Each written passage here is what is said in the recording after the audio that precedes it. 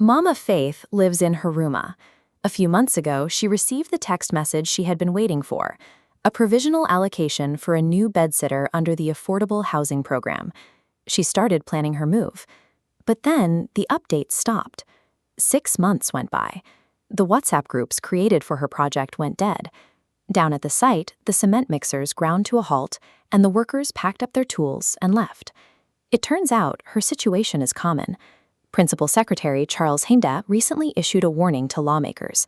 Across the country, nearly 1,700 affordable housing projects are facing similar delays. This chart highlights the national math problem. While the mandatory housing levy collects around 6 billion shillings every month from Kenyan workers, the actual cost of building hundreds of thousands of homes simultaneously dwarfs that revenue. Look at this document from the Budget Policy Statement. For the 2026-2027 fiscal year, the National Treasury cut the affordable housing allocation by 22%, dropping the available government funding to 50.6 billion shillings. That fiscal gap creates a stalled corridor. It's a holding pattern where the savings of ordinary citizens end up trapped inside half-finished concrete shells. Beyond the budget deficit, active sites often go quiet due to deep-rooted legal disputes and labor friction.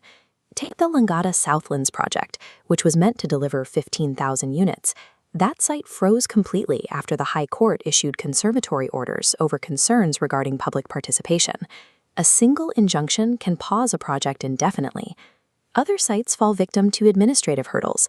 We see strikes over delayed worker wages halting progress in places like Shauri Moyo, or complex title negotiations under the Community Land Act preventing groundbreaking in northern Kenya. These complex land use and legal barriers are an inevitable reality of massive state infrastructure.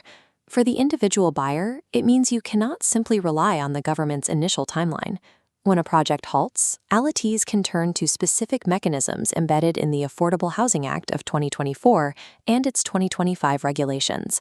This timeline illustrates your first line of defense.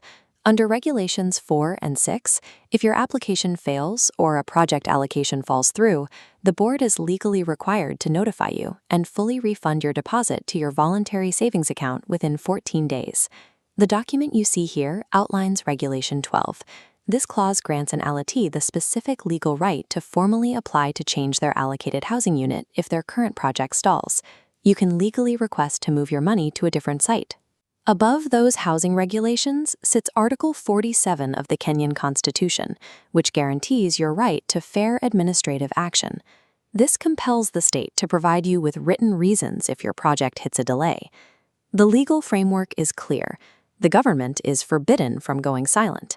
An unresponsive, stalled project is a direct breach of your constitutional rights. These protections are not automatic. They require a direct claim from the citizen to become active. Enforcing rights follows the 3-step Hatua Sequence. First, use Article 47 to demand a written update. Second, verify the land title status to check for injunctions. Finally, if stalled over 6 months, invoke Regulation 9 to transfer your funds to an active project.